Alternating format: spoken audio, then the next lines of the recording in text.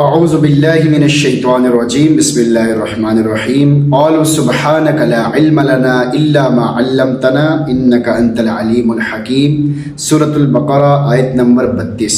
قالوا سبحانک، فرشتوں نے عرض کیا کہ آپ تو پاک ہیں، یعنی آپ اس الزام سے پاک ہیں کہ آدم علیہ السلام پر اس علم کو ظاہر فرما دیا اور ہم سے پوشیدہ رکھا، کیونکہ کسی آیت یا روایت سے ثابت نہیں ہے کہ آدم علیہ السلام کو علم اسماء کی تعلیم فرشتوں سے الگ کر کے دے دی گئی۔ ظاہر بات ہے کہ اگر کسی چیز کی تعلیم نہ دی جائے تو پھر وہ چیز پوچھنے کا سوال ہی پیدا نہیں ہوتا۔ اس سے ظاہر یہ ہے کہ تعلیم تو سب کے سامنے برابر دی گئی، مگر آدم علیہ السلام کی فطرت میں اس علم کے حاصل کر لینے کی صلاحیت تھی، انہوں نے حاصل کر لیا۔ فرشتوں کی طبیعت میں اس کی صلاحیت نہ تھی، اس لیے ان کو یہ علم حاصل نہیں ہوا۔ لا علم لنا الا ما علمتنا، ہم تو بس وہی کچھ جانتے ہیں جو آپ نے ہمیں سکھایا ہے، اس کے سوا ہم کچھ نہیں جانتے، یعنی ہمیں وہی علم حاصل ہو سکتا ہے جو آپ ہمیں دینا چاہیں اور اس کی قابلیت و صلاحیت ہمارے اندر پیدا فرما دیں، ورنہ جس چیز کی آپ ہمارے اندر صلاحیت ہی پیدا نہ فرمائیں وہ ہمیں کبھی بھی حاصل نہیں ہو سکتا۔ انک انت العلیم، حقیقت میں آپ ہی سب کچھ جانتے ہیں، کیونکہ آپ کے لیے حاضر و غائب، قریب و بعید، حال و مستقبل سب برابر ہے۔ آپ ہر مخلوق کے ظرف، استعداد، طبیعت کے اچھی طرح واقف ہیں۔ الحکیم، حکمت والے ہیں، یعنی آپ کا ہر کام حکمت پر مبنی ہوتا ہے۔ آپ جس کے لیے جتنا مناسب سمجھتے ہیں اسی قدر اس کو علم و فہم عطا فرما دیتے ہیں۔ آیت کا پیغام آپ کے نام۔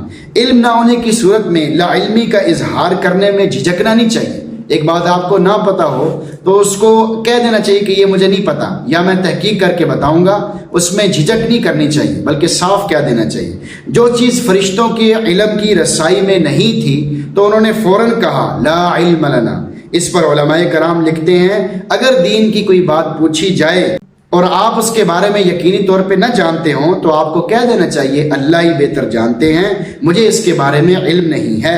اس میں فرشتوں کی اقتداء بھی ہے اور یہ انبیاء علیہ الصلوۃ والسلام اور صلحاء اور علماء کا طریقہ ہے کہ جو بات نہ پتہ ہو یا جس بات کی تحقیق مطلوب ہو تو پہلے اس کی تحقیق کر کے پھر جواب دینا چاہیے۔ اپنی طرف سے کوئی جواب ذہن میں آ رہا ہو تو کبھی بھی وہ نہیں دینا چاہیے۔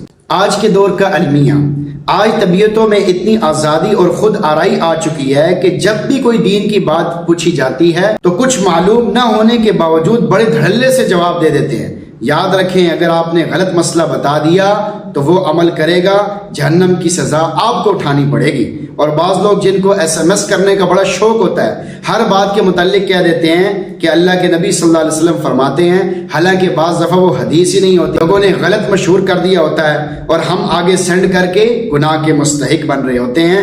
نبی علیہ السلام فرماتے ہیں من کذب علی متعمدا فلیتبوأ مقعدہ من النار، جس نے میرے اوپر جان بوجھ کر جھوٹ بولا اسے چاہیے کہ اپنا ٹھکانہ جہنم میں بنا لے۔